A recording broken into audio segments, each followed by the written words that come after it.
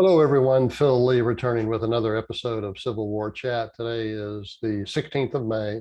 It's a Monday, 2022. Our topic today is it's revenge, not justice. Um, the theme here is going to be covered in this book, The Dreadful Frauds, Critical Race Theory and Identity Politics. It's $16 at Amazon, $20 if you want an autographed copy from me, Philip Lee. And you email me, Phil, Phil underscore Lee, Leigh at me.com.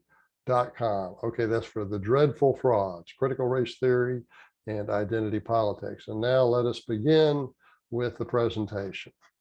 It's revenge, not justice. Yesterday's lone gunman shooting of 13 mostly Black Buffalo residents suggests that it's time to stop pretending that the destruction of Confederate statues over the last 7 years will ever do anything to deter anti-Black violence. Buffalo's white shooter was not from the South. He was from New York State.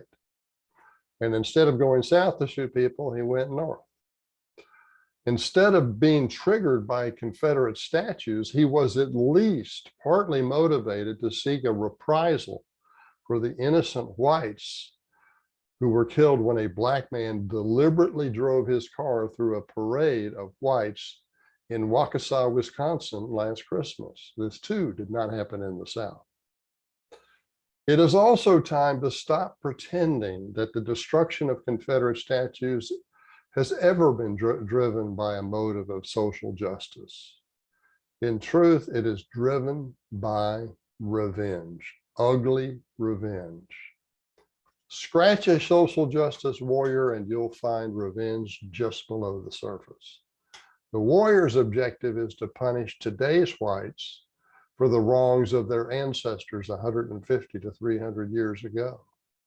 It is a pathological madness to punish anyone today for a wrong they did not commit, or to compensate others in the present for a hardship they did not endure.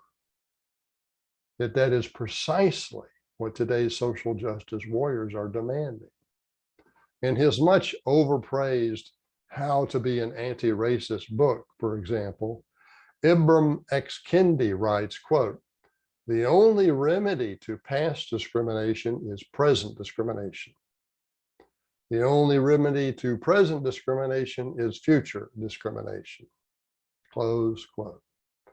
The argument ignores the matter of responsibility. If there is a crime, only the responsible should be punished, not those that had nothing to do with it. Nobody should be punished for an injustice like slavery that they had no responsibility for. Similarly, nobody should be compensated for a wrong like slavery that they did not endure. Only in a deranged society such as academia, the media, and among today's cultural elite would such an idea ever see the light of day. It is not only immoral, but it contradicts logic itself. No judge would convict a suspect who was not even alive at the time of the crime. Axiomatically, the accused could not even be a suspect. The logic is inescapable. The hatred that is below every square inch of the anti-statue social justice warrior may eventually cause his own downfall. There has been no reason that Confederate statues could not have remained in place while Blacks honored their ancestors as well with statues of their own on the same ground. In fact, many wealthy charitable foundations have been willing to fund such statues and still are. Most of us with an affinity for the Confederate statues were ready to share public spaces and have been, can continue to be. But it is the hatred of revenge, it is the hatred and revenge of men like Richmond Mayor LeVar Stoney, and organizations like the Southern Poverty Law Center that would have none of it. They insist on eradicating all symbols of the Confederacy, even to the point of digging up graves to move bodies.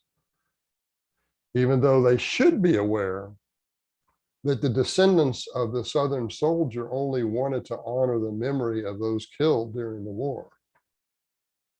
It was an act of homage for the loved and lost. Few of the inscriptions among the 1,700 odd monuments mention white supremacy, even mention it. If Mayor Stoney and the SPLC, together with the similar people and organizations, can brainwash Americans into hating our ancestors, everybody should take pause and think that Americans might be indoctrinated to hate anyone. Such can be the nature of mass movements. They are quite destructive machines once they get out of control. The war on our ancestors, which increasingly includes men like Washington, Jefferson, Jackson, and even Daniel Boone, who had no connection to the Confederacy, is a war on America itself. Certainly a war on the essence of America.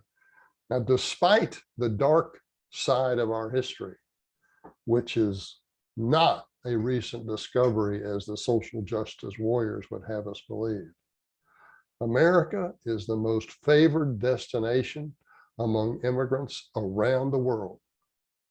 Fault us if you will, Mayor Stoney, but to come out on top, Americans must have done something right long before you showed up on the scene. Okay, again, that's our talk for today. Here's the book that can help amplify this whole run.